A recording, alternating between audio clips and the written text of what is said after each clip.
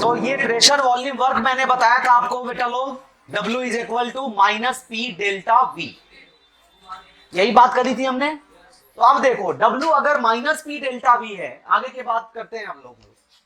W अगर यहां पर माइनस में पी डेल्टा वी है,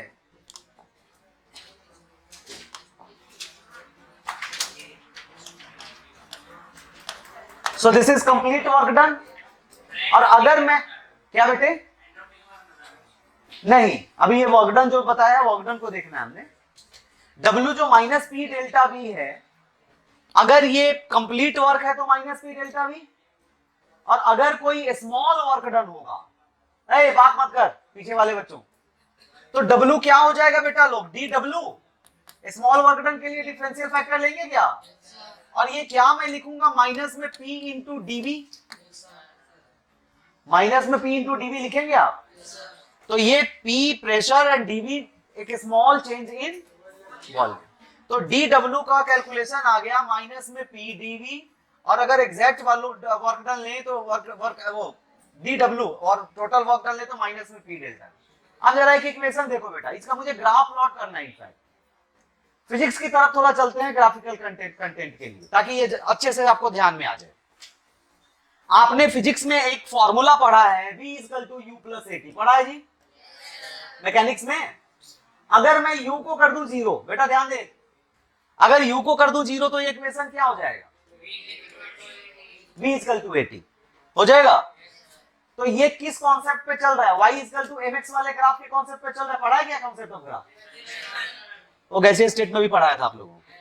तो y इक्वल टू mx पे जा रहा है, तो x एक्सिस पे टाइम लूंगा मैं, y एक्सिस पे वेलोसिटी लूंगा, तो इसका ग्राफ कैसा होता है, ओरिजिन से स्टार्ट होगा, स्ट्रेट लाइन होगा, और इसका स्लोप तुमको क्या देगा, एक्सेलरेशन देगा। अगर मैं वेलोसिटी टाइम ग्राफ लेता हूं तो इसका स्लोप हमको एक्सेलरेशन देता है। लेकिन अगर यही मैं एक्सेलरेशन टाइम ग्राफ लूं तो उसका कौन ऐसा चीज है जो वेलोसिटी प्रोवाइड करता है हमको, इंटीग्रेशन और एरिया। वही बताया था वो ऐसे आप याद कर सकते हैं कि एबीएस है, एटीबीटीएसटी, इधर की साइड से चलेंगे ना बेटा, तो ये होता है इंटीग्रेशन एंड एरिया। अगर कैलकुलेशन हो तो इंटीग्रेशन चाहे एरिया, और इधर से अगर चलेंगे तो ये डिफरेंशिएशन होगा चाहे स्लोप होगा। ग्राफ होगा तो स्लोप होगा, और इंटीग्रेशन करेंगे तो एरिया होगा। तो यहां से चेक करो आप, वेलोसिटी टाइम ग्राफ का स्लोप आपको एक्सेलरेशन दे रहा है कि नहीं, वेलोसिटी टाइम ग्राफ का स्लोप एक्सेलरेशन दे रहा है, तो एक्सेलरेशन टाइम ग्राफ का एरिया आपको वेलोसिटी देगा कि नहीं। मैं कैलकुलस पे नहीं जा रहा, इंटीग्रेशन डिफरेंशिएशन पे नहीं जा रहा, मैं ग्राफ की बात कर रहा हूं। तो ग्राफ की जब बात करूंगा तो एरिया और स्लोप की बात करूंगा ना बेटा, बोलो भाई, ग्राफ की बात करेंगे तो एरिया स्लोप की बात करेंगे कि नहीं। वो तो जब कैलकुलस की बात करेंगे, इक्वेशन वाइज बनाएंगे, तब ना इंटीग्रेशन डिफरेंशिएशन की बात करेंगे आप। मैं सिर्फ ग्राफ की बात कर रहा हूं, मुझे ये वाला ग्राफ समझाना है आपको इसके टर्म में। ये टर्म क्यों उठाया फिजिक्स से, क्योंकि ये आपको अच्छे से आता है, आपने पढ़ा है, और इस पे बच्चे ज्यादा टाइम देते हैं, आता है ग्राफ पे।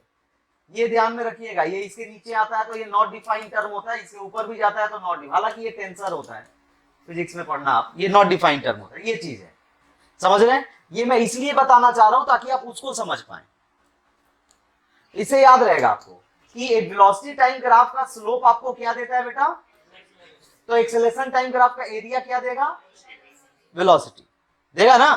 बस इसी इक्वेशन को मैं वहां पुट करने जा रहा हूं, बेटा ध्यान देना जरा। जो हमारे पास V इक्वल टू AT है, तो मेरे पास यहां फॉर्मूला है W इक्वल टू PV, मतलब मैं डायरेक्ट ले रहा हूं, माइनस माइनस साइन हटा के डेल्टा साइन हटा के, W equal to PV, term तो यही है ना बेटे। तो अगर मैं ये Y is equal to mx करूं, ध्यान देना, तो वर्क डन वर्सेस वॉल्यूम का ग्राफ करूं, वर्क डन वर्सेस वॉल्यूम का ग्राफ, तो ऐसा ही जाएगा, बोल भाई। तो इसका स्लोप क्या देगा तुझे, प्रेशर देगा। तो वर्क अगर मुझे निकालना है तो मुझे क्या करना पड़ेगा, प्रेशर वॉल्यूम का ग्राफ लेंगे। देखो वर्क वॉल्यूम का ग्राफ देखो, ये देखो, इसका ग्राफ का स्लोप अगर ये देता है, तो इसका ग्राफ मैं ले लूं तो इसका एरिया ये देगा कि नहीं। मैं वही चीज जो वहां है वो उसी को देखो, V इक्वल टू AT, इसका ग्राफ का स्लोप हमको ये देता है, मतलब वेलोसिटी टाइम ग्राफ का स्लोप हमको एक्सेलरेशन देता है, तो एक्सेलरेशन टाइम ग्राफ का एरिया हमको वेलोसिटी देगा कि नहीं। यही मैं बताना चाह रहा हूं। तो वही चीज यहां देखो, अगर वर्क वॉल्यूम का ग्राफ, ये वॉल्यूम है, वेलोसिटी नहीं है, वर्क वॉल्यूम के ग्राफ का स्लोप हमको प्रेशर देता है, तो प्रेशर वॉल्यूम का कर्व मैं बनाऊं, चाहे जैसा भी हो, प्रेशर वॉल्यूम का अगर मैं ग्राफ बनाता हूं, तो इसका एरिया हमको क्या देने वाला है? इसका एरिया हमको वर्क देने वाला है बेटा। ये चीज मेन समझना है, वहां से मैं यही समझाना चाह रहा हूं, और यहां से आपके न्यूमेरिकल और क्वेश्चंस करेंगे आप। साइन कन्वेंशन बता दिया था ना वर्क और हीट एनर्जी का, बता जरा हीट एनर्जी के दोनों साइन बता।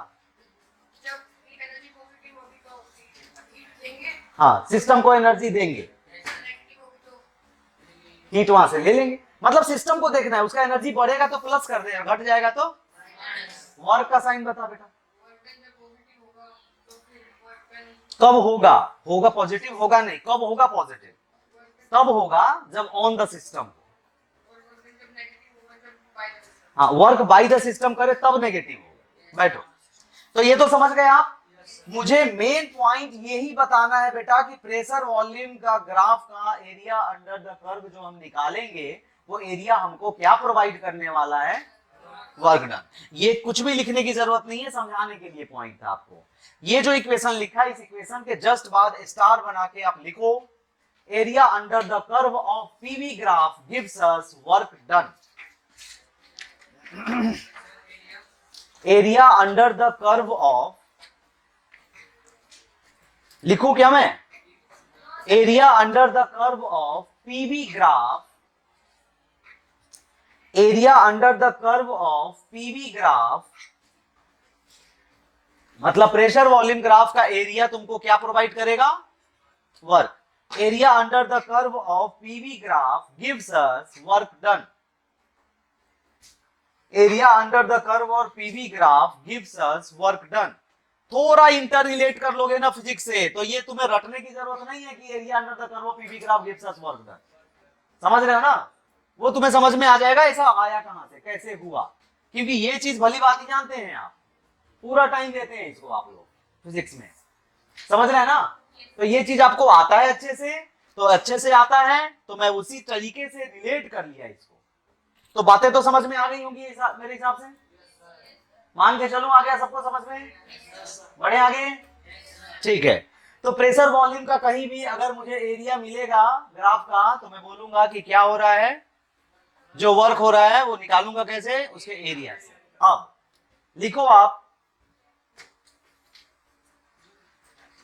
एक क्वेश्चन लिखो, छोड़ो और सब बातें।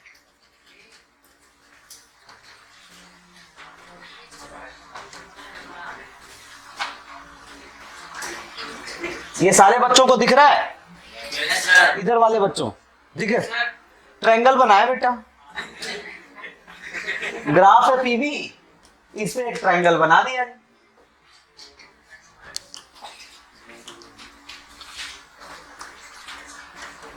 ये वॉल्यूम है 10, ये वॉल्यूम है 20,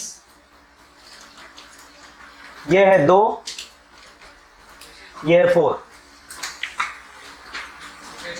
प्रेशर है एटीएम में, क्या हो गया? वॉल्यूम है लीटर में। Work is a part, plus में 20 जूल, माइनस में 20 जूल। ये ग्राफ कुछ इस तरीके से, सी पार्ट माइनस में 80 joule and D part none of this. ये आलतू फालतू बातें मत बोला करो। क्या बोला गया अभी? हाँ, वर्क डन 0। ए महान आत्माओं, एक साइक्लिक प्रोसेस है एबीसीए। ये एबीसीए प्रोसेस मान ले, ये वाला पॉइंट है मेरा ए, ये है पॉइंट बी, ये है point C. None of this. क्यों भाई?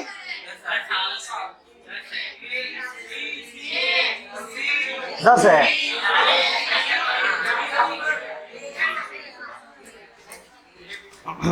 हाँ ठीक है, 10 है ना।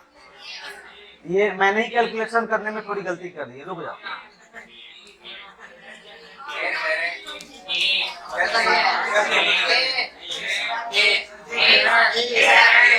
अब देखना तू लोग कैसे गलत मैं करता हूं, तू लोग को ये देख, मेरा काम है ना गलत करना है। यहाँ बेवकूफों वाली बात कर रहे हो ना आप लोग। देखो जरा सुनो, ये नन ऑफ दिस लिखा है यहाँ पर, ठीक है। इसका एरिया निकालेंगे, एरिया ऑफ दिस ट्रायंगल यही निकालना पड़ेगा हमें। तो एरिया अगर इस ट्रायंगल का निकालेंगे, half into base into height 10 आ रहा है, तो 10 आपने आंसर टिक कर दिया, यही काम किया है। अब ठीक है, इसमें प्लस 10 है माइनस 10 है, भी प्लस माइनस के बारे में सोचते हैं, तो ए और बी पे तो पहुंच गए आप, ठीक है। लेकिन मेरा आंसर ये है कि ए और बी में से भी कोई नहीं होगा। क्यों नहीं होगा? यूनिट नहीं देखोगे क्या तुम? जब प्रेशर और वॉल्यूम की बात हो रही है तो यहाँ यूनिट को कंसीडर किया ही नहीं आपने बेटा, बेवकूफ वाली बात कर दी, पढ़े लिखे बेवकूफ बन गए। कैसे?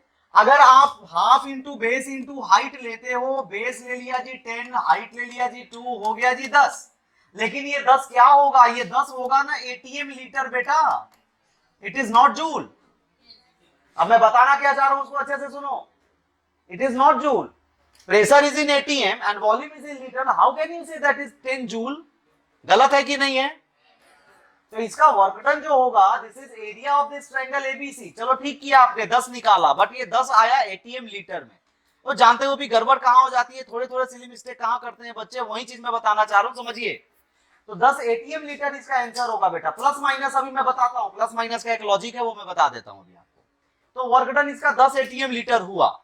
तो एटीएम लीटर हुआ, तो अगर मैं इसको जूल में बदलूंगा तो कितना बदलूंगा, कैसे बदलूंगा? तो बेटा एक पॉइंट बिल्कुल ध्यान रखिए कि 1 एटीएम लीटर में 101.3 जूल होते हैं। 1 एटीएम लीटर में 101.3 जूल होते हैं। कहां से आया जानते हैं आप लोग? रुकिए थोड़ी देर, रुकिए, समझ जाएंगे बेटे। 1 एटीएम लीटर, इसको एक्सप्लेन कर रहा हूं कहां से आ रहा है। 1 एटीएम लीटर को क्या मैं लिख सकता हूं 1 एटीएम और इंटू में 1 लीटर? बोलो, 1 एटीएम इंटू 1 लीटर लिख सकता हूं। इस एटीएम को पास्कल में बदल दूं और लीटर को मीटर क्यूब में बदल दूं। बेटा लोग ध्यान दे, जब मैं इसको एसआई में रखूंगा तो वो जूल हो जाएगा कि नहीं? प्रेशर इंटू वॉल्यूम जूल होता है, प्रेशर इंटू वॉल्यूम वर्क होता है ना बेटा। तो कब होगा? जब प्रेशर को मैं रखूंगा पास्कल में एसआई में और वॉल्यूम को रखूंगा मैं मीटर क्यूब में एसआई में, तब ना होगा जूल। एटीएम और लीटर में रख देने पे जूल हो जाएगा। अरे अभी कैसे स्टेट करके आ रहे हो आप लोग? तो बातें तो ये क्लियर हो रही होंगी। तो देखिए जरा, 1 एटीएम की बात करूं मैं, तो इसको ठीक से उठा, ठीक से उठा, तो कायदे से उठा, इज्जत कर उसकी। पेन गिरा पैर से खींच रहा है।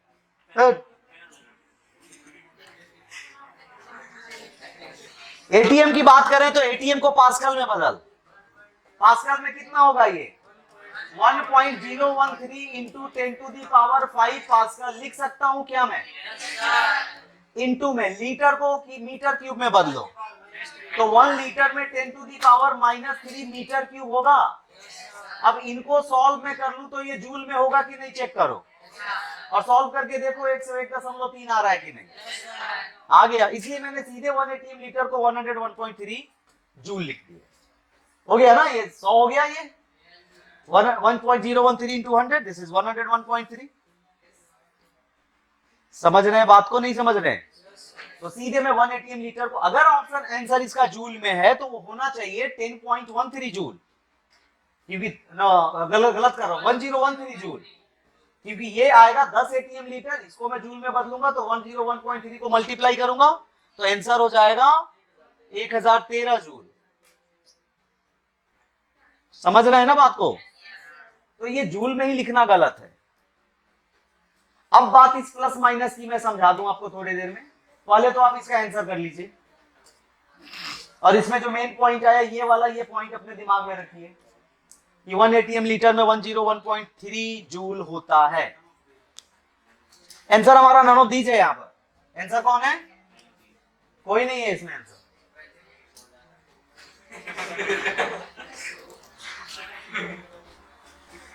और नन ऑफ दीज है तो आंसर कितना है? अगर नन ऑफ दिस नहीं है, मतलब इसमें आंसर नहीं दिया हुआ है, तो आंसर है कितना? है कितना है? 10 एटीएम लीटर है, 1013 जूल। मतलब इसका आंसर है हमारे पास 1013 जूल, ये आंसर है हमारा। मेरे हिसाब से समझ में आ रही होगी बात आप लोगों को। चलिए लिखिए इसको जल्दी से, अगले पेज पे जाओ। वर्क डन हम प्लस कब लेते हैं, माइनस कब लेते हैं? तो इसके लिए एक नोट पॉइंट लिखो। अब ये नोट पॉइंट मैं एक्सप्लेन भी करूंगा, मतलब डायरेक्ट आपके दिमाग में कैसे आना चाहिए, नोट पॉइंट लिखो है। फर्स्ट पॉइंट, आपने वर्क को प्लस कब लिया है बेटा? ऑन द सिस्टम हो, ऑन द सिस्टम हो। वर्क पॉजिटिव लिया है जब ऑन द सिस्टम हो। वर्क को नेगेटिव कब लिया है बेटे? बाय द सिस्टम हो। अब मैं एक कॉन्सेप्ट बता रहा हूं, क्लॉकवाइज एंटी क्लॉकवाइज डायरेक्शन में प्लॉटिंग में ग्राफ में कैसे होगा। बेटा सुनो, राइट हैंड स्क्रू रूल पढ़ा है आपने? Right hand screw rule is nothing else. जितने भी चीजें हैं ना, जैसे मार्कर ही है, पेन ही है, कुछ भी है, तो स्क्रू है, वो सब स्क्रू एक रूल पे काम करता है। क्या रूल है? उसको बोलते हैं राइट हैंड स्क्रू रूल।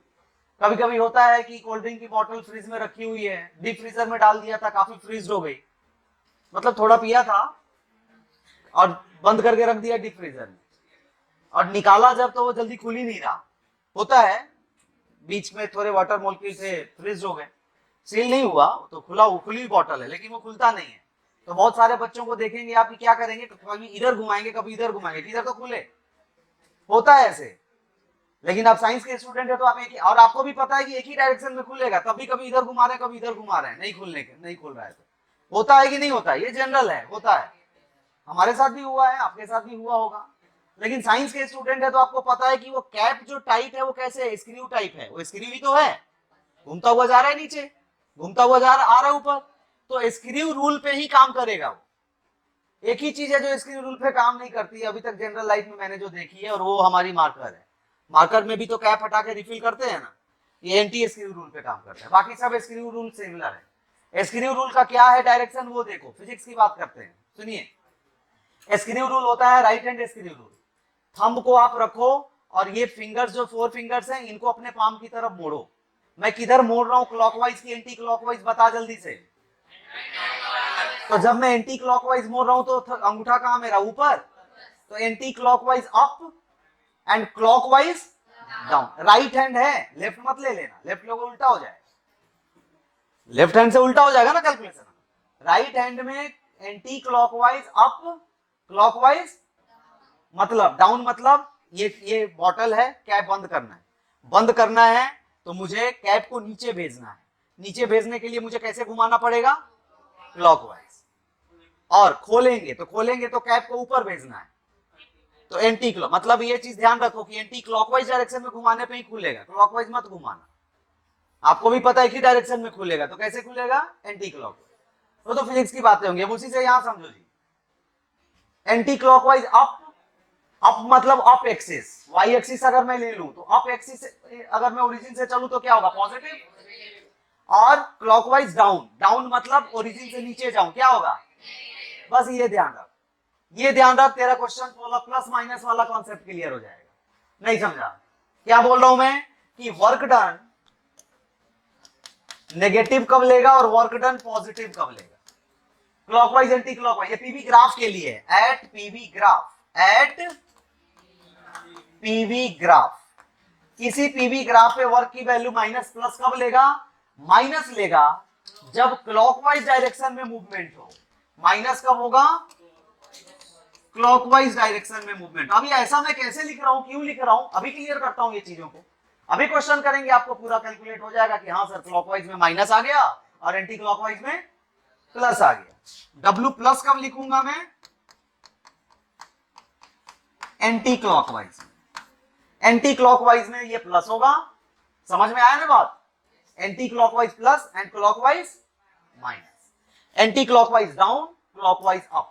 तो क्लॉकवाइज हो गया अप, उल्टा बोल गया मैं, clockwise down, anti clockwise up. तो anti clockwise positive and clockwise. Clear हुई बातें ये? तो अभी जो तुमने डायग्राम बनाया था, अभी कुछ देर पहले जो क्वेश्चन करी थी, उसमें ग्राफ कुछ ऐसे था ना बेटा, ऐसे था, ऐसे ट्रायंगल, ये ट्रायंगल था ना, ऐसा था। तो ये ग्राफ कुछ ऐसे गया था, क्या एरो ऐसे थी? तो बता क्लॉकवाइज की एंटी क्लॉकवाइज? तो एंटी क्लॉकवाइज है तो क्या हो जाएगा वैल्यू? पॉजिटिव।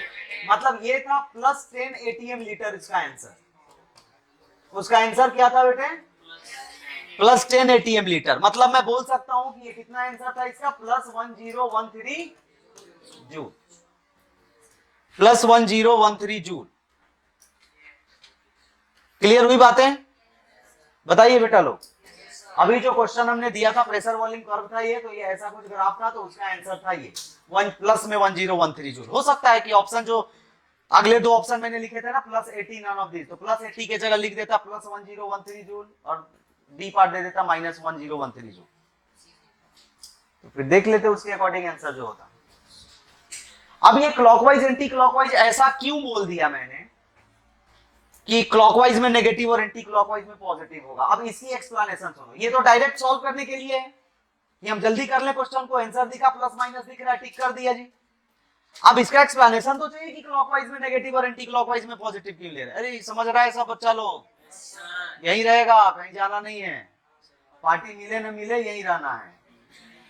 अरे याद दिला रहे सर आप? क्या बोला? छुपा रुस्तम है तू? तो देखो बेटे, सुनो मेरी बात सुनो। अरे बच्चा लोग, पीछे वाले बच्चों ज्यादा परेशानी होती है आप लोगों से, गप्पे लगाते ज्यादा हैं आप लोग। सुनिए, अब ये क्लॉकवाइज एंटी क्लॉकवाइज वाली बात करते हैं। तो सबसे पहली बात, हमारे पास जो वर्क डन का कैलकुलेशन है, नोट पॉइंट का फर्स्ट पॉइंट लिखा आपने, सेकेंड पॉइंट वर्क डन का कैलकुलेशन में बार बार बोल रहा हूं बेटा, -P डेल्टा V पढ़ा है आपने अभी? अरे लास्ट क्लास में पढ़ा था। अब सुन मेरी बात, अगर मैं आइसोकोरिक प्रोसेस लेता हूं बेटा, ये जरा ध्यान दे अच्छे से। If I am taking isochoric process, what do you know about isochoric process? Volume constant का मतलब डेल्टा V 0। तो if you are taking isochoric process, तो मैं बोल सकता हूं कि डेल्टा V की वैल्यू कितनी? 0। और डेल्टा V अगर 0 हुआ तो वर्क कितना होगा? मतलब बिल्कुल ध्यान रखिए, बिल्कुल ये अपने दिमाग में रखिए कि कहीं भी अगर आइसोकोरिक प्रोसेस का वर्क डन मेरे से पूछे तो मुझे कुछ कैलकुलेट करने की जरूरत ही नहीं है, सीधे होगा 0, क्योंकि डेल्टा V का वैल्यू क्या है? समझ रहे हैं बात को? ठीक है, तो आइसोकोरिक प्रोसेस में वर्क डन होता है 0। अब सुनिए बेटा, अगर मान लीजिए कि मैं एक क्वेश्चन आपको कुछ ऐसा दूं, क्वेश्चन दे रहा हूं, ये मैं समझाना चाह रहा हूं कि वर्क डन पॉजिटिव नेगेटिव कैसे क्या कर रहे हैं। क्वेश्चन ऐसा दिया कि ये प्रेशर वर्सेस वॉल्यूम का कर्व है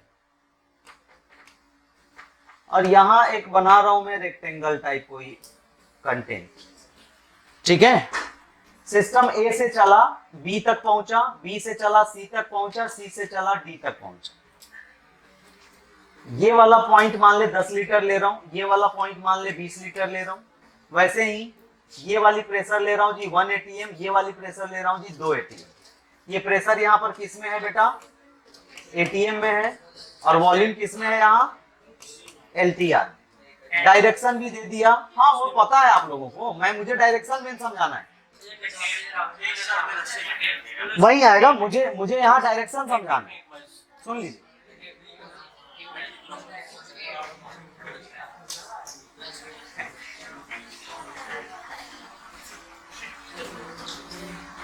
सुनिए बेटा, अगर मैं वर्क डन की यहां कैलकुलेशन करता हूं तो डायरेक्ट आपको इसका एरिया निकालना है। बहुत इजी, आराम से कर लिया आपने। 10 ये हो गए, एक ये हो गया, तो 10 ATM लीटर वही 1013 जूल। आंसर तो सीधे सीधे आ गया आपके पास 10 ATM लीटर। अच्छा ये ATM लीटर यहां बता 10 ATM लीटर प्लस में कि माइनस में? प्लस में कि माइनस में? क्यों प्लस में? Anti clockwise. देखा है, सीधे टिक किया जी, एंटी क्लॉकवाइज है तो प्लस हो गया, प्लस 10 एटीएम लीटर हो गया। मतलब इसको मैं बोल सकता हूं कि ये प्लस 1013 जूल है। अब देखो, ये तो हो गई बात, आंसर तो आ गया। मेरा काम यहाँ आंसर से नहीं था, मैंने प्लस क्यों लिया ये मुझे समझाना है। वो तो डायरेक्ट मैंने बोल दिया कि एंटी क्लॉकवाइज में प्लस ले लो, आपने ले लिया, आंसर सही है। ठीक है, तो इसके लिए क्या करना है आपको, हर एक स्टेप में वर्क डन में बोलूं कि निकालो। You have to find work done in each step. Each step means the system is going from A to B firstly. So we have to find the work done during A to B process.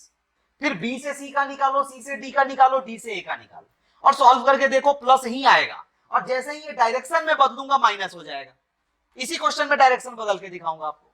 तो यहां पर देखो, अगर मैं work done during A B लेता हूं, सबसे पहला वर्क डन तो ए बी होगा, अरे होगा। तो बताओ ये work done during A B कितना होगा? बताओ ए बी कैसा प्रोसेस है? आइसोबैरिक है? चेक कर बेटा, चेक कर, समझ इसको। प्रेशर के परपेंडिकुलर ग्राफ, मतलब प्रेशर हो गया फिक्स। अरे ए से बी में कहीं प्रेशर बदल रहा है क्या बेटा? थोड़ा ध्यान दे, क्लियर हो जाएगी चीजें। प्रेशर यहां पर, प्रेशर और वॉल्यूम में कुछ बदल रहा है? प्रेशर बदल रहा है क्या यहां पर ए से बी में? दिक्कत हो रही है आप? प्रेशर वॉल्यूम, प्रेशर बदल नहीं रहा, वॉल्यूम चेंज हो रहा है ना? प्रेशर फिक्स है, प्रेशर फिक्स है तो डब्ल्यू ए बी आपको पता है कि फॉर्मूला होता है माइनस पी डेल्टा वी। सीधे वैल्यू पुट करके लिखते हैं जी बेटा।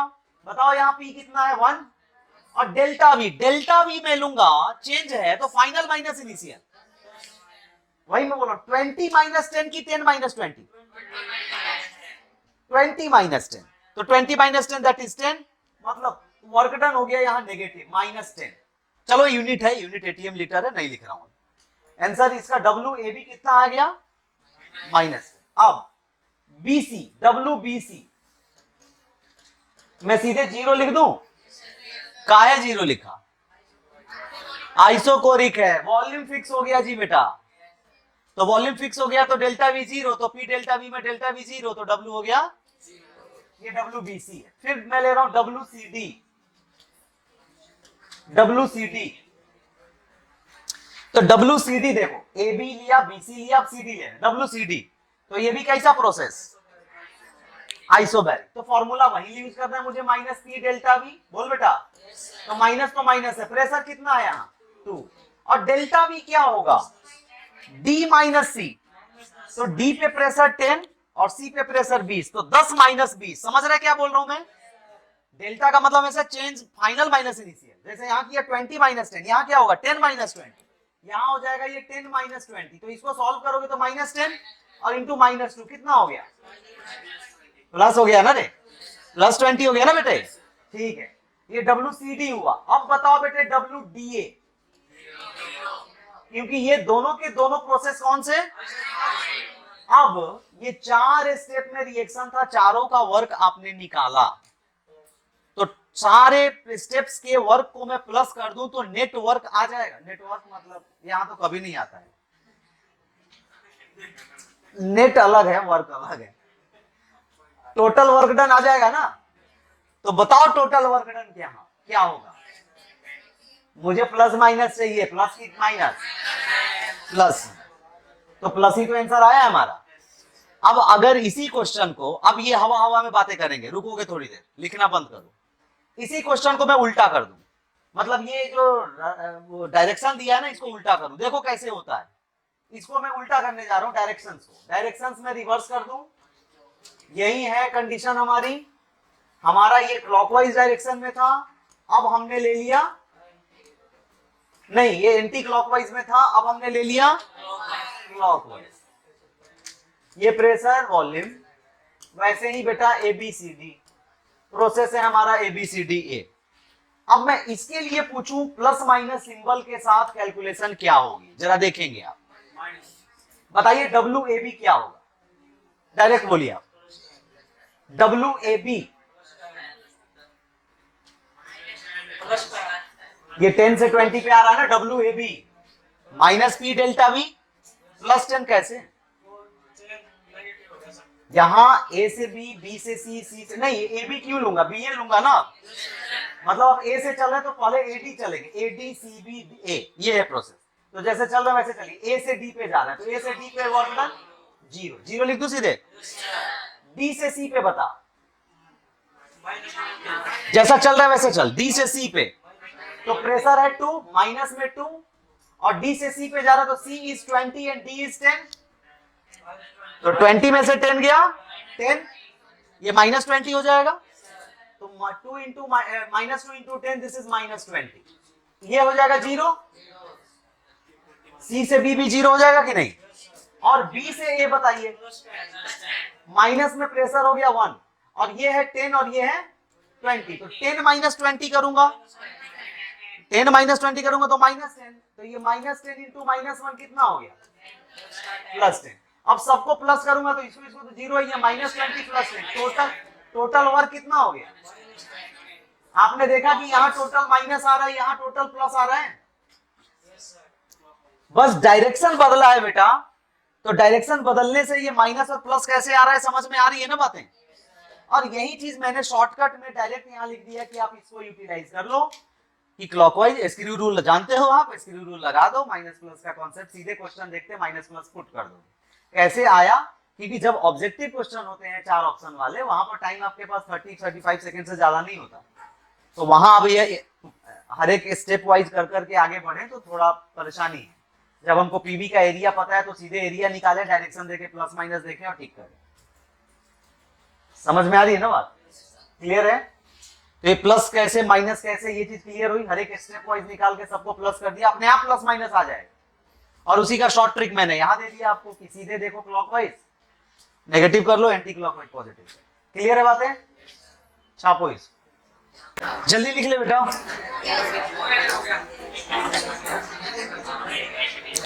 ये हुई वॉकडन की कैलकुलेशन। बेटे आप एकदम शांत रहिए। ये हुई वॉकडन की कैलकुलेशन जो आपने किया अलग अलग कंटेंट। अब इसके बाद लिखिए आप इंटेंसिव एंड एक्सटेंसिव प्रॉपर्टीज। मैं सारे फिजिकल क्वांटिटीज को ही एक्सप्लेन कर रहा हूं पहले में। अभी चैप्टर फैक्ट तक ये स्टार्ट नहीं हुआ है, सिर्फ इंट्रोडक्शन टॉपिक चल रहे हैं इसके। ये बेसिक पॉइंट्स ही हैं, इंट्रोडक्शन टॉपिक है इसका। हाँ, और जब चैप्टर स्टार्ट होगा तो स्टार्ट होते खत्म होगा, क्योंकि बेसिक में सारी चीजें आ जाएंगी। लिखिए intensive and extensive properties.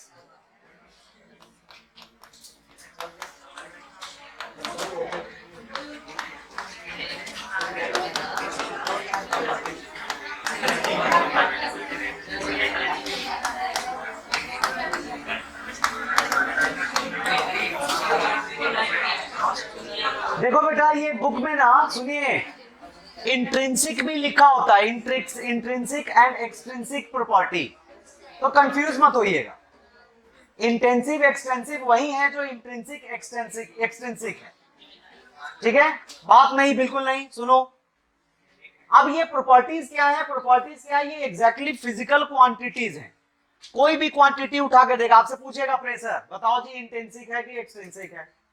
Temperature बताओ इंटेंसिव प्रॉपर्टी है कि एक्सटेंसिव प्रॉपर्टी है। तो बेटा अब इसके कॉन्सेप्ट समझिए। इंटेंसिव का मतलब होता है इंटरनल, नाम से लग रहा है internal property, and extensive external property. हम अपने बॉडी को ही स्टडी करें तो जैसे जैसे एज बीतता जाएगा वजन बढ़ता जाता है, तो वजन क्या हुआ, एक्सटर्नल की इंटरनल, एक्सटर्नल।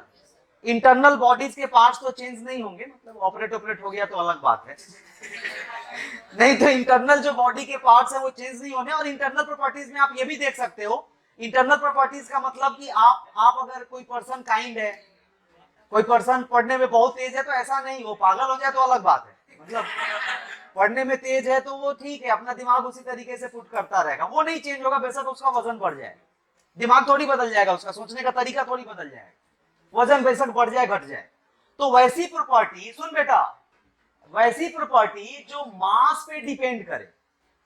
मास क्या, मास बढ़ा घटा, एक्सटर्नल हुई कि इंटरनल हुई, एक्सटर्नल, बाहर से दिख रहा है कि एक्सटर्नल प्रॉपर्टी।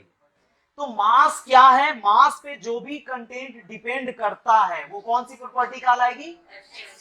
और जो चीज नहीं बदले मास के साथ, इंटेंसिव। तो इंटेंसिव वो है जो मैटर बोले तो मास मैटर के साथ नहीं बदलता, और एक्सटेंसिव वो है जो मैटर के साथ बदलता। ये तो हो गई इसकी डेफिनेशन। इंटेंसिव वो है जो मैटर के साथ नहीं बदलता, इंटरनल प्रॉपर्टी है, और एक्सटेंसिव वो है जो मैटर के साथ बदलता है। लेकिन तब भी जब भी आपके पास कोई क्वेश्चन आ जाएगा ना, तो इंटेंसिव एक्सटेंसिव में फंसते हो। तो इसको समझने के लिए, और ये बहुत ही हिट लिस्टेड क्वेश्चन है बेटा, डायरेक्ट दे देता है कि डेंसिटी इज इंटेंसिव प्रॉपर्टी और एक्सटेंसिव प्रॉपर्टी। कैसा प्रॉपर्टी है बताओ? Refractive index. कोई भी फिजिकल क्वांटिटी दे देगा, बोलेगा इंटेंसिव है कि एक्सटेंसिव है, बताइए। तो अब मैंने मास बोला तब तो ये समझ में आता है, सुन तो लो पहले, अपना तुक्का मत लगाओ। मेरा जो कॉन्सेप्ट है उस कॉन्सेप्ट को समझो, उस कॉन्सेप्ट के बाद तुक्के नहीं लगेंगे आपसे, फिर आप सटीक आंसर ही दोगे। और ये किसी बुक का पॉइंट नहीं है, खुद से आप लोगों को समझाने के लिए खुद से बनाया हुआ कंटेंट है। जिस तरीके से मैं बताने जा रहा हूं आपको कि इंटेंसिव एक्सटेंसिव देखते ही आपको पता चल जाएगा कि ये इंटेंसिव है, ये एक्सटेंसिव है। क्या है अब उसको देखो।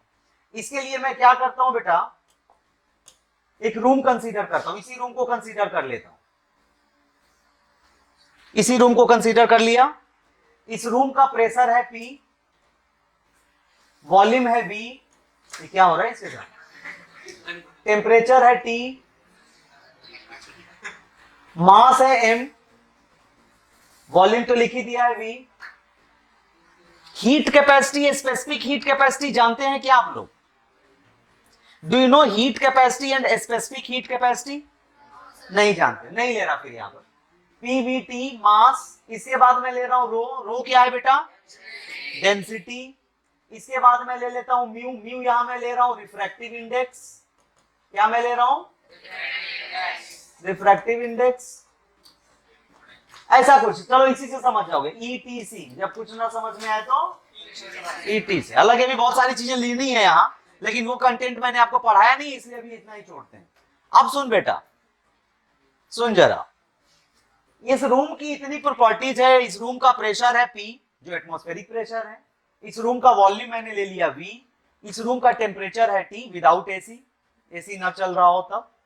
और मास है इसका M। मास का मतलब हमारे आपके मास से कंसीडरेशन में नहीं लेनी है। इस रूम के अंदर जितनी हवा है, हवा का मास है M। बेटा समझिएगा, ध्यान दीजिएगा। और यहाँ की डेंसिटी है रो, और उस हवा की, उस एयर की रिफ्रैक्टिव इंडेक्स है म्यू। मैं करने क्या जा रहा हूं, ये रूम कंसीडर किया और सारे फिजिकल क्वांटिटीज यहां रख दिए। अब क्या किया, इस रूम को मैंने दो पार्ट में डिवाइड कर दिया।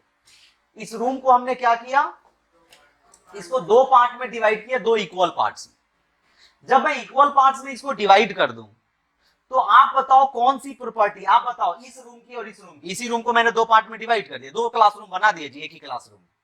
तो दो पार्ट में डिवाइड किया, तो बताओ कि यहाँ का प्रेशर और यहाँ के प्रेशर में क्या डिफरेंस आएगा? क्या प्रेशर बदलेगा? क्या जीरो? डिफरेंस जीरो बोला ना? हाँ ठीक है। तो प्रेशर क्या बदलेगा? प्रेशर तो यहाँ भी P ही रहेगा, यहाँ भी P ही रहेगा ना बेटे, बोलो। क्यों रहेगा भाई? एटमॉस्फेरिक प्रेशर, रूम बना देने से एटमॉस्फेरिक प्रेशर थोड़ी ना बदल जाएगा, उतना ही रहेगा ना जी। तो दोनों का प्रेशर तो P ही रहेगा। वॉल्यूम बदल गया, वॉल्यूम अब इसका हो गया V/2 और इसका भी हो गया, मतलब ये तो बीच बीच से काटा है। अगर एक छोटा रूम एक बड़ा रूम करते तो उसी रेशियो में वॉल्यूम बढ़ जाता, समझ रहे ना? ठीक है, वॉल्यूम भी बढ़ गया। टेम्परेचर, टेम्परेचर बदलेगा क्या? बिल्कुल नहीं बदलेगा। टेम्परेचर यहाँ भी T रहेगा, यहाँ भी T रहेगा। मास बदल जाएगा, क्योंकि अंदर की हवा तो कम हो गई ना, जितना जिसकी जितनी वॉल्यूम होगी उसी के अकॉर्डिंग तो एयर आएगी वहां। तो इसका भी मास हो गया बेटे M/2 और इसका भी मास हो गया। डेंसिटी, अच्छा जी सोच ले, डेंसिटी मास बाई वॉल्यूम होता है। पूरा जब बड़ा रूम था तो उसकी डेंसिटी थी M/V थी ना, रो थी M/V। अब ये छोटा रूम हो गया, यहाँ की डेंसिटी M/2 अपॉन V/2। तो M/V जो है बदली कि नहीं बदली? नहीं बदलेगी, डेंसिटी इतनी ही रहेगी, रो, यहाँ भी रो। रिफ्रैक्टिव इंडेक्स ऑफ एयर थोड़ी ना बदल जाएगा एयर रूम बांटने से, सिमिलर रहेगा। रिफ्रैक्टिव इंडेक्स यहाँ भी म्यू और यहाँ भी म्यू। तो जो चीज बेटा बदल गया, यहाँ जो कंटेंट यहाँ पे बदल चुका है, दैट इज एक्सटेंसिव और एक्सटेंसिव। बाहरी प्रॉपर्टी, इंटरनल प्रॉपर्टी, बाहरी। एक्सटेंसिव बोल रहा हूं मैं, तो ये m/2 बदल चुका है, वॉल्यूम बदल चुका है। बस ये दो चीजें तुमको दिख रही हैं कि बदल गया।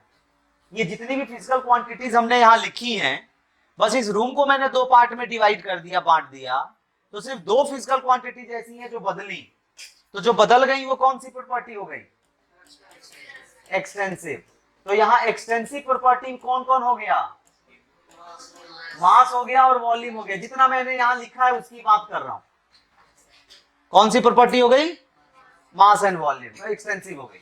और यहाँ पर इंटेंसिव प्रॉपर्टी में जितना लिखा है उसमें से कौन कौन आ गया बेटा लोग? प्रेशर आ गया, टेम्परेचर आ गया, डेंसिटी आ गई, रिफ्रैक्टिव इंडेक्स आ गया। ये सब के सब इंटेंसिव में आ गए। समझ रहा है नहीं समझ रहा है? अब एक बात और सुन, अगर मैं यहां पर लिख देता एक और characteristic delta U, change in internal energy, मतलब वही इंटरनल एनर्जी की बात कर रहा हूं, तो बेटा वॉल्यूम बदलेगा तो इंटरनल एनर्जी बदलेगा कि नहीं? इंटरनल एनर्जी बताया था ना जी। ऐसे क्यों करते हो तुम लोग बेटा? थोड़ा पढ़ा करो। सम ऑफ होता है तो मैंने अपने तरीके से आपको क्या बोला था कि increase energy at constant volume. देखो वहां मैंने बोला था कि इंटरनल एनर्जी हमारी सर्वाइविंग एनर्जी है। अब मैंने अपनी एनर्जी को बोला था सुमो पहलवान की एनर्जी से कंपेयर करो। यही एग्जांपल देता हूं मैं, इसलिए बोलना आसान होता है। तो उसकी एनर्जी ज्यादा होगी ना, क्योंकि वॉल्यूम ज्यादा है बेटा। तो ये बोला नहीं था कि इंटरनल एनर्जी जब वॉल्यूम बदलेगा तो बदल जाएगा। इसका मतलब एनर्जी एट कांस्टेंट प्रेशर है ये, तो sorry energy at constant volume है ये। बोल बेटे। तो डेल्टा यू वॉल्यूम बदल दिया तो इंटरनल एनर्जी बदलेगी कि नहीं? कौन सी प्रॉपर्टी हो गई? एक्सटेंसिव। समझ में आ रही है बात? ठीक है, ऐसी कुछ प्रॉपर्टीज कुछ भी याद है आप देख सकते हैं। तो अब ये नहीं बनाना है, पहले इसकी डेफिनेशन लिख लेंगे। लिखिए आप इंटेंसिव। समझ में तो आ गई बात नहीं है बेटा लोग? लिखिए आप intensive properties. Intensive properties, the physical quantities. Intensive properties की डेफिनेशन लिखिए। द फिजिकल क्वांटिटीज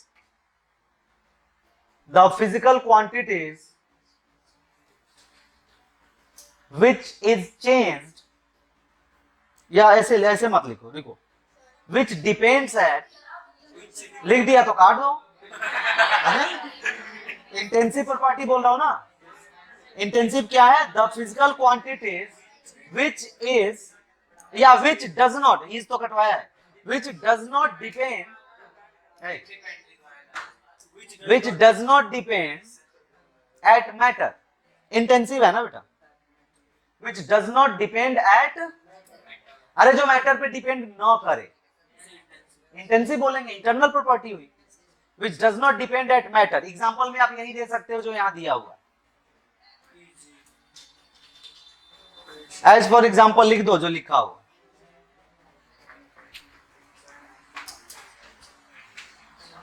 लिख लिया? इंटेंसिव लिखा तो एक्सटेंसिव लिख लो। बिना बोले लिख लोगे या बोलना पड़ेगा? अरे इंटेंसिव एक्सटेंसिव के लिए एक और बात सुनो। आपने देखा बेटा, ए बच्चों ध्यान दो, मास कैसी प्रॉपर्टी बेटा लोग, और वॉल्यूम कैसी प्रॉपर्टी, और इसी मास और वॉल्यूम का रेशियो है डेंसिटी, जो कैसी प्रॉपर्टी है? मतलब साफ है कि दो एक्सटेंसिव प्रॉपर्टी का रेशियो, स्टार बना के लिखिए, ratio of two extensive properties, ratio of two extensive properties, ratio of two extensive properties is always an intensive property।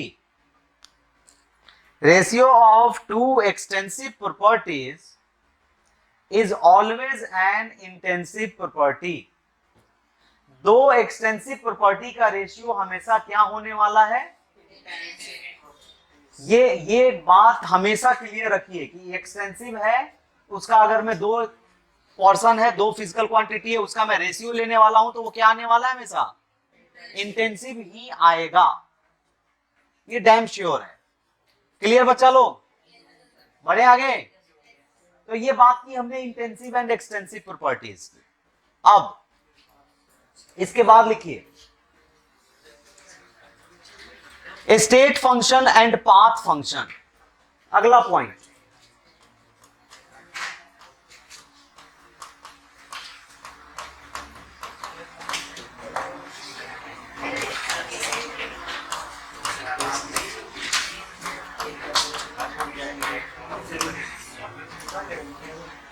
State function and path function.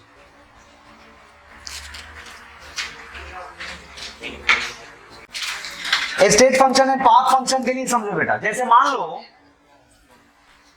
मानना क्या होता ही है कि अगर मान लो सॉलिड कोई है, इसको मैं एनर्जी दे रहा हूं, मैं वाटर की बात कर रहा हूं, यहां सॉलिड वाटर ले रहा हूं आइस, इस आइस को एनर्जी देके मैंने लिक्विड में कन्वर्ट कर दिया, लिक्विड वाटर में कन्वर्ट कर दिया। और आपको पता है कि ये लिक्विड वाटर बना सकते हैं हम आइस को मेल्ट करके भी, और ये अगर मेरे पास वाटर वेपर्स हैं तो वाटर वेपर्स को कंडेंस करके भी हम लिक्विड वाटर बना सकते हैं। तो वेपर से भी बनेगा, आइस से भी बनेगा ना। तो अगर मैं कोई लिक्विड वाटर आपको एक गिलास पानी दिया, पानी छूते ही अगर आपको ज्यादा ठंडा लगता है तो आपको ये लगेगा कि अरे ये तो फ्रिज से निकाला हुआ पानी, यही लगेगा। भाई नेचुरल जितना होना चाहिए टेम्परेचर उससे कहीं कम टेम्परेचर है तो आपको लगेगा फ्रिज से निकाला हुआ पानी।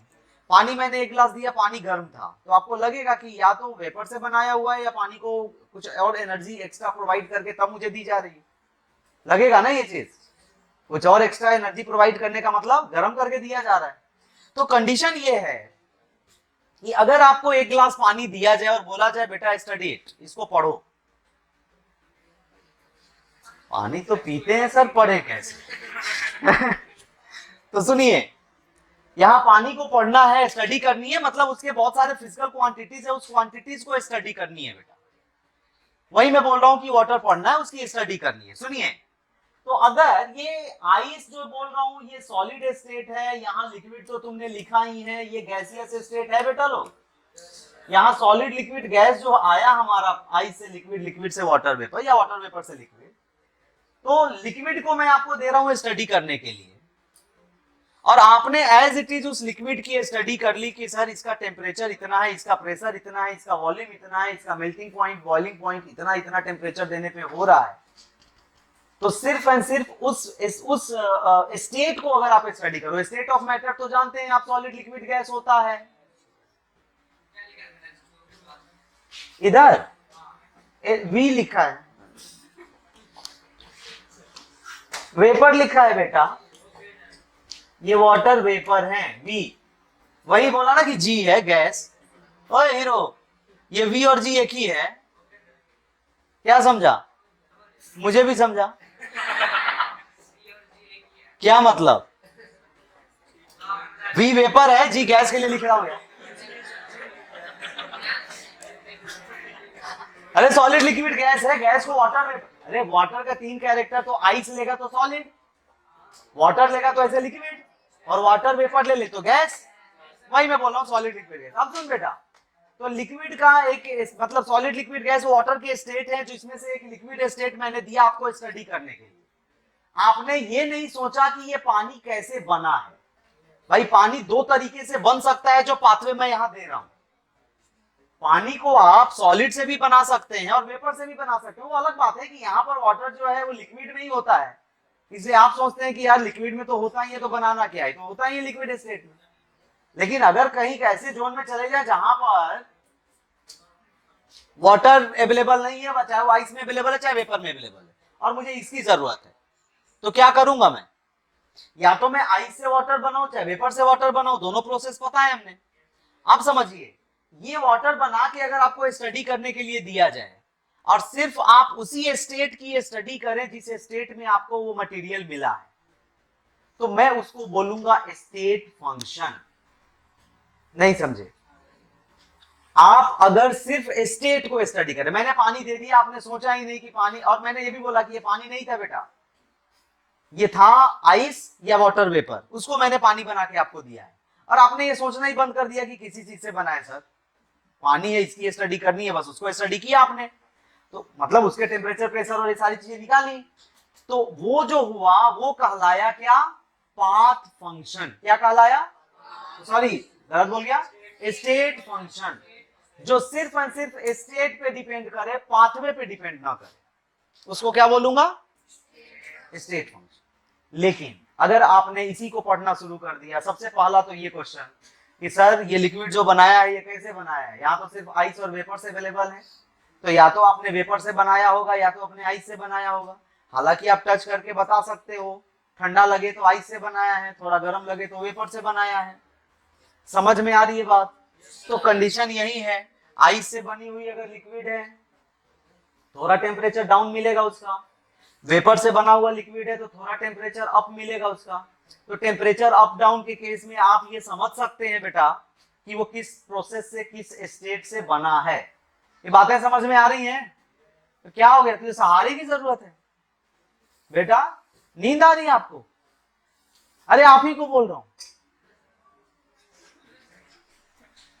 नाम हम सबके नहीं पता ना, मुझे थोड़ा दिक्कत आ जाती है। नहीं नहीं, गर्ल्स, लास्ट बेंच गर्ल। अरे अरे अरे डांट क्यों रही है, डांट क्यों रही है तुझे? नींद आ रही है तुम्हें, सो रही है? अब यहाँ देख बेटा, अरे शांत से, अब फुल मत सुनो। यहां कंडीशन सिर्फ अगर इस स्टेट को मैं स्टडी करूं तो इसको बोलूंगा स्टेट फंक्शन। और जब पानी मिले तो मैं ये सोचूं कि ये बना किससे है, तो ये क्या हो गया, ये पाथवे जिससे वो बना है उसकी भी स्टडी आप कर रहे हो, उस पे अगर डिपेंडेंसी आ जाए तो उसको बोलेंगे बेटा पाथ फंक्शन। गुस्साना नहीं चाहिए बेटा, गुस्से में आ जा तो तुमको नींद आ रही है? क्या बोल रही है तू? कुछ बोला क्या बेटा? वो तो मैं करूंगा, ये तो मेरा काम है बेटा। देखो लिखो, हेडिंग लिखो आप, अरे शांत हो जाओ, हेडिंग लिखो state function.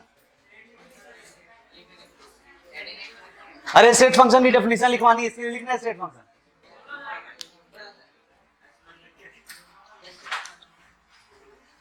The physical properties, बात नहीं, physical properties which depends at physical properties which depends at the given state of the system, which depends at the given state of the system. It does not depend given state of the system, given state of the system, it does not depend, it does not depend at path, it does not depend at path by which, it does not depend at path by which it is followed, it does not depend at path by which it is followed. Followed मत लिखो, it is formed लिखो. It does not depend at path by which it is formed. ये उस pathway पे depend ना करे कि जिस पाथवे से ये फॉर्म हुआ, तो मैं क्या बोलूंगा उसको? State function. अभी मैं इसका शॉर्टकट भी बताता हूं आप लोगों को। फिर लिखिए आप पाथ फंक्शन। अच्छा, स्टेट फंक्शन के एग्जांपल में लिख लेंगे आप लोग बेटा। स्टेट फंक्शन के एग्जांपल में लिख लीजिए आप delta U, delta H, delta S, delta G. अरे यूएचएसजी जो पढ़ते हो ना, यूएचएसजी जो पढ़ते हो बेटा, ये सब के सब स्टेट फंक्शन है। इसके साथ साथ प्रेशर, वॉल्यूम, टेम्परेचर, ये सब के सब स्टेट फंक्शन है, एक्सेट्रा करके लिखो। अब क्यों है, कैसे है, बताता हूं। जरूर आएगी, डेल्टा हो सकती है ना, अपॉन नहीं है यार। सब मान आपको बैठे हुए हो तुम लोग यहाँ। हाँ मेरी गलती है बेटा, एक्सेप्ट करता हूँ, सॉरी बेटा। Delta U, delta H, delta S, delta G, pressure, volume, temperature etcetera. देखो प्रेशर, वॉल्यूम, टेम्परेचर में भी हम डेल्टा साइन यूटिलाइज कर सकते हैं, करते हैं ना। डेल्टा पी हम निकालते हैं, डेल्टा वी निकालते हैं, डेल्टा टी निकालते हैं। तो जहां भी बेटा शांत हो जाओ थोड़ा, अब टेक्निक इसकी, जहां भी ऐसा कोई फिजिकल क्वांटिटी तुमको दिख रहा है जिसमें डेल्टा यूज हो सकता है या डेल्टा यूज करते हैं, उसको हम बोलेंगे स्टेट फंक्शन। स्टेट फंक्शन की बात समझ में आ गई? लिखिए पाथ फंक्शन, हेडिंग लिखिए path function.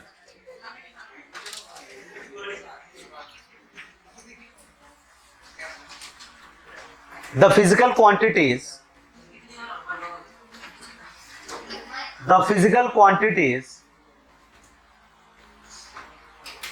which depend at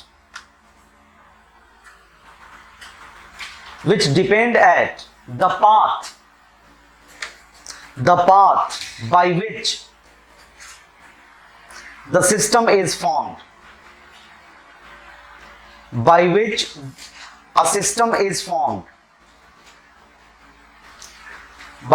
a system is formed, is considered as path function या are considered as path function। समझ गए आपको? मतलब वैसी चीजें जो पाथ डिपेंडेंट हो पाथ फंक्शन कहलाएंगी, और वैसी चीजें जो पाथ डिपेंडेंट ना हो क्या कहलाएंगी? अब मेरा टेक्निक सुनो बेटा लोग, ऐसी कोई चीज, ये पाथ फंक्शन में से दो ही एग्जांपल लिखना आप, heat energy and work done लिखो। पहले एग्जांपल में लिखो heat energy and, path function की एग्जांपल में heat energy and work done. तो बेटा एक चीज देखिए समझिए, हीट एनर्जी में कभी भी हम डेल्टा सिंबल जल्दी यूज करते नहीं है, जल्दी क्या यूज नहीं होता। डब्ल्यू टर्म वो टर्म है जहां पर डेल्टा टर्म यूज नहीं होता। तो Q एंड W ही बस ये दो चीजें हैं जिसको हम पाथ फंक्शन बोलते हैं बेटा, और बाकी सारे के सारे फंक्शन को तुम क्या बोलने वाले हो, क्योंकि सब में डेल्टा टर्मिनोलॉजी यूटिलाइज होती है। स्टेट फंक्शन वो है जिसमें डेल्टा टर्म यूटिलाइज होगा, पाथ फंक्शन वो है जिसमें डेल्टा टर्म इंट्रोड्यूस नहीं होगा। तो इसमें heat energy and work done ही लिखेंगे आप। क्या? हाँ, वहां हीट एनर्जी का चेंज था, तो डेल्टा टर्म हम वहां यूटिलाइज इसलिए कि हीट एनर्जी का चेंज वहां नहीं हुआ, इसलिए करते हैं, क्योंकि टोटल एनर्जी तो हम कैलकुलेट नहीं कर सकते ना बेटा। सीधे हम डेल्टा क्यू लिखते हैं, ऐसा नहीं कि नहीं लिखते, लेकिन हीट एनर्जी में वो जो चेंजेस होते हैं वो चेंजेस कैलकुलेशन में नहीं आते हमारे, या तो जीरो होगा या होगा ही। तो यहाँ Q की कंडीशन होगी और W की कंडीशन होगी, जिसको हम किस में लेते हैं, पाथ फंक्शन। आप ऐसे सोचो, अगर मैं आइस से लिक्विड बना रहा हूं तो इसको कुछ एनर्जी दिया ना बेटा, और वाटर से अगर लिक्विड बना रहा हूं तो कुछ एनर्जी निकाला यहां से। तो पाथवे में क्या हो रहा है, पाथवे में यहां कुछ एनर्जी दे रहे हैं चाहे एनर्जी निकाल रहे हैं। तो इसीलिए ये एनर्जी कैसा हो गया, एनर्जी पाथ पे डिपेंड किया कि नहीं किया। मतलब मैं बोलूं कि मैंने लिक्विड वाटर बनाया वेपर से, मतलब आपके दिमाग में सीधे सेट होगा कि वहां से कुछ एनर्जी निकाली है, चेंज तो आया ही, लेकिन यहां पर क्या हुआ, एनर्जी निकाली। तो एनर्जी निकाली मतलब वो पाथ फंक्शन पे डिपेंड किया कि नहीं, पाथ पे। तो पाथ पे डिपेंड करे तो क्या हो जाएगा, पाथ फंक्शन। वैसे ही वर्क भी पाथ फंक्शन है बेटा। जैसे मान लीजिए कि एक पॉइंट से दूसरे पॉइंट पे जाना है, इस ए पॉइंट से अगर मान लीजिए मुझे इस बी पॉइंट पे जाना है, एक रास्ता तो ये है जाने का सीधे सीधे, और दूसरा रास्ता मैं ऐसे जा रहा हूं पथरीले रास्ते से, पहाड़ वाले रास्ते से। कहां एनर्जी का लॉस ज्यादा होगा, तो जहां एनर्जी का लॉस हुआ ज्यादा तो वहां वर्क डन ज्यादा हो गया कि नहीं, क्योंकि यहां हम पढ़ने वाले हैं thermodynamic work. Thermodynamic work is equal to pressure volume work, that is energy change work. ये समझ रहा है बच्चा? तो कंडीशन क्या हो जाएगी कि अगर मैं ए से सी होते हुए बी तक पहुंचूं तो मेरा वर्क ज्यादा होगा, और ए से बी पे डायरेक्ट पहुंचूं तो वर्क क्या होगा, कम होगा। समझ रहे हैं? ए से बी पे ही जाना है, चाहे इस रास्ते से जाए चाहे इस रास्ते से जाए, तो यहां वर्क ज्यादा होगा, यहां वर्क कम होगा। क्यों होगा, तो वर्क पाथ पे डिपेंड कर रहा है कि नहीं। रास्ता जैसा है उसके अकॉर्डिंग वर्क, एनर्जी का लॉस होगा उसके अकॉर्डिंग वर्क आएगा। बोलो बच्चा लोग, क्लियर है? अब यहां के बाद नहीं छोड़ सकते, मतलब अगली क्लास में तो पढ़ेंगे लेकिन आगे पढ़ेंगे यहां से नहीं, मतलब बेसिक वाले पॉइंट खत्म करो। अब सुन बेटा, इसके लिए मैं एक अपने तरफ से कुछ बना रहा हूं कि मान लीजिए एक कंटेंट है, एक कंटेनर है, इस पे ये पिस्टन लगा हुआ है। बेटा ध्यान दीजिएगा आप लोग, इसमें कोई गैस है, ठीक है, क्या उड़ जाएगा? तो गैस का प्रेशर बढ़ेगा तो कंटेनर का साइज बढ़ा देंगे। एक और कंटेंट ले रहे हैं बेटा, ये कंप्रेशन कंडीशन ले रहा हूं इसलिए उड़ेगा नहीं बेटा, तो टेंशन मत ले।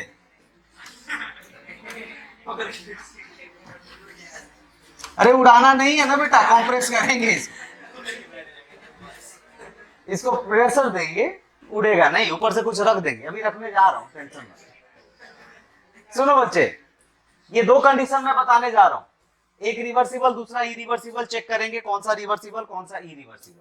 रिवर्सिबल में आपको पता है कि रिवर्सिबल प्रोसेस कौन सा प्रोसेस होगा। रिवर्सिबल वैसा प्रोसेस होगा जब इनिशियल चीजें आपको फाइनल चीजों में डिफरेंस ना दिखे, तो मैं बोलूंगा रिवर्सिबल था। रिएक्शन हुआ, प्रोसेस बदला, फिर आके वहीं पहुंच गया। तो देख बेटा, कैसा रिवर्सिबल और कैसा इरिवर्सिबल प्रोसेस। इस पे क्या कर रहा हूं मैं, अभी यहां ये स्टैटिक है। स्टैटिक होने का मतलब कि बाहर का प्रेशर गैस का प्रेशर बराबर है, ठीक है। अब क्या करते हैं समझ जाए, इस पे क्या किया, एम मास का एक ब्लॉक रखा हमने। एम मास का ब्लॉक जैसे ही आप रखेंगे क्या होगा इसके साथ, मैंने एम मास का ब्लॉक एक रखा और काफी हेवियर मास का एक बड़ा सा चट्टान लिया, इसे रख दिया। क्या कंडीशन होगी, ये पिस्टन सीधे सीधे नीचे आएगा, सीधे नीचे आया, पिस्टन यहां पहुंच गया, पिस्टन यहां पहुंच गया।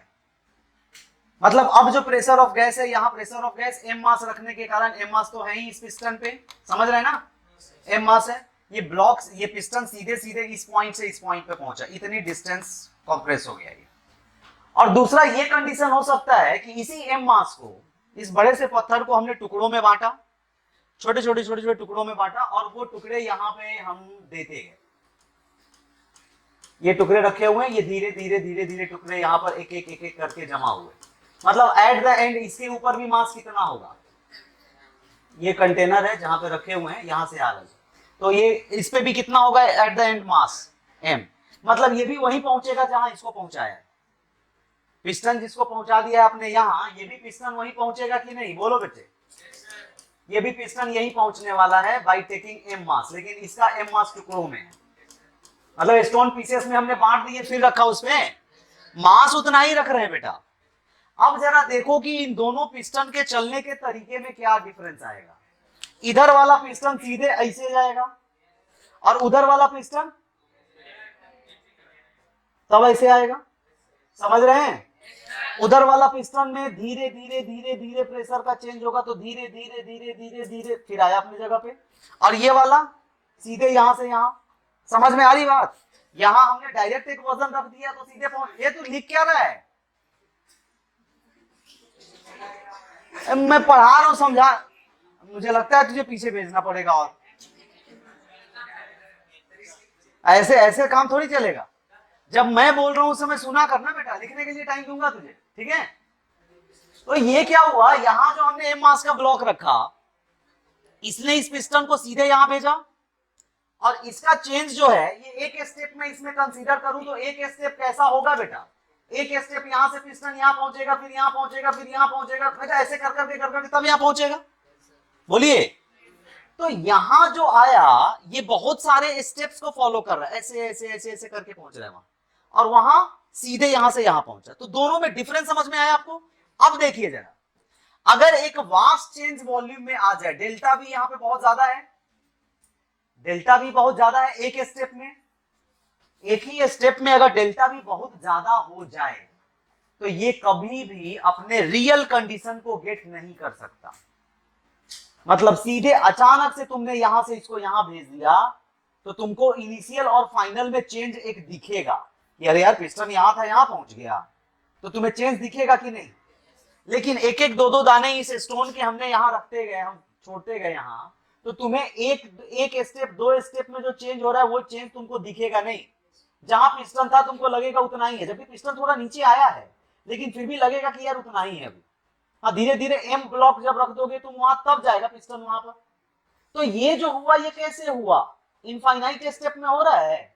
यहाँ बहुत सारे स्टेप्स में ये पिस्टन यहां से यहां पहुंचेगा, और यहां पर बेटा एक ही स्टेप में पहुंचा, तो एक स्टेप में पहुंचा तो ये रिवर्स गियर नहीं ले सकता, ये यहां नहीं पहुंच सकता है। लेकिन वहां पर एक स्टेप में जो चेंज हुआ उस चेंज को आप नेग्लेक्ट करेंगे कि नहीं, क्योंकि यहां पर जो डेल्टा बी है, डीबी में लिख रहा हूं, that is too much smaller, बहुत छोटा है, बहुत कम है।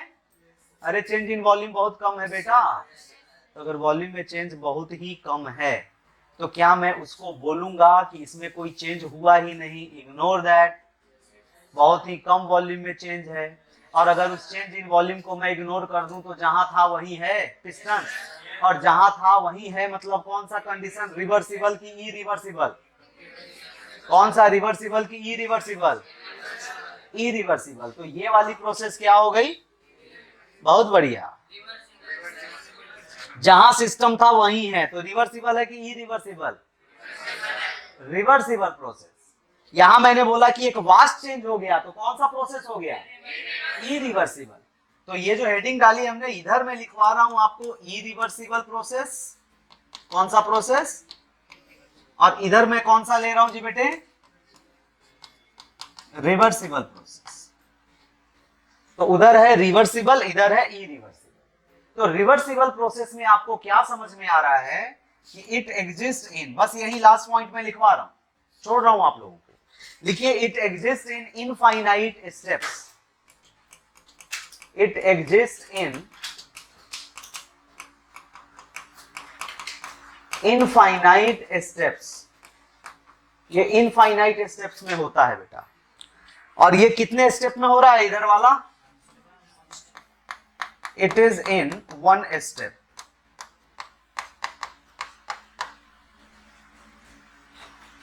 ये एक स्टेप में हुआ, वो इनफाइनाइट स्टेप में हुआ, ठीक है। यहां पर क्या हुआ, it exist at a constant external pressure.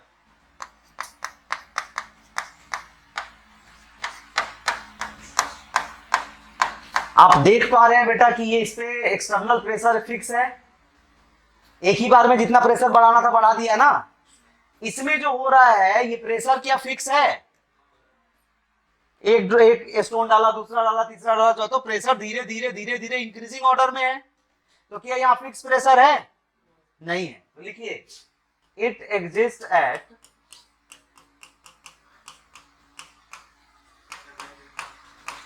Variable pressure, यहां पे कांस्टेंट एक्सटर्नल प्रेशर नहीं है, variable external pressure.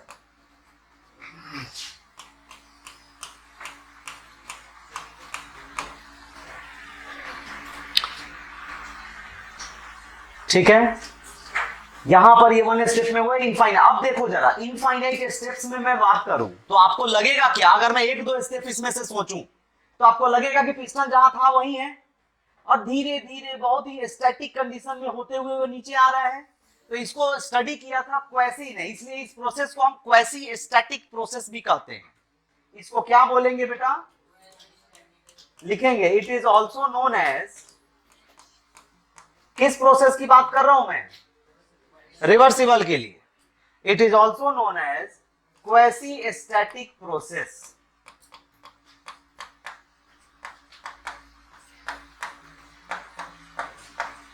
Quasi static process, जो रिवर्सिबल प्रोसेस है उसका दूसरा नाम क्वेसी स्टैटिक प्रोसेस, ठीक है। उसको क्वेसी, अब यहां से देखो जरा, अगर इरिवर्सिबल प्रोसेस है तो मैं वर्क जो निकालूंगा ये टोटल वर्क निकलेगा बेटा, एग्जैक्टली वर्क निकल जाएगा पूरा एक ही बार में, एक ही स्टेप का रिएक्शन है। तो W is equal to minus में P इंटू डीवी में निकाल सकता हूं, डीवी ना लेके मैं यहां क्या ले लेता हूं जी बेटे, डेल्टा कंप्लीट। कुछ मिट गया क्या,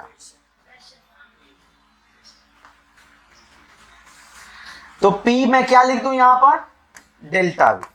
तो ये जो W है वो P डेल्टा V है। यहां पर ये जो प्रोसेसेस मैं ले रहा हूं, ध्यान रखेंगे ये मैं प्रोसेसेस ले रहा हूं आइसोथर्मल, दोनों के दोनों प्रोसेस कौन सा ले रहा हूं बेटे, आइसोथर्मल। तो आइसोथर्मल इरिवर्सिबल प्रोसेस का वर्क डन, ये वर्क डन किसका है? Work in isothermal irreversible process. Irreversible कभी परेशान नहीं करता हमें, परेशान आपको हर जगह करेगा तो रिवर्सिबल करेगा, उसी के इक्वेशन परेशान करेगा। वर्क इन आइसोथर्मल रिवर्सिबल, क्या बोल रहा हूं, आइसोथर्मल इरिवर्सिबल प्रोसेस, ये इरिवर्सिबल प्रोसेस की बात कर रहे हैं।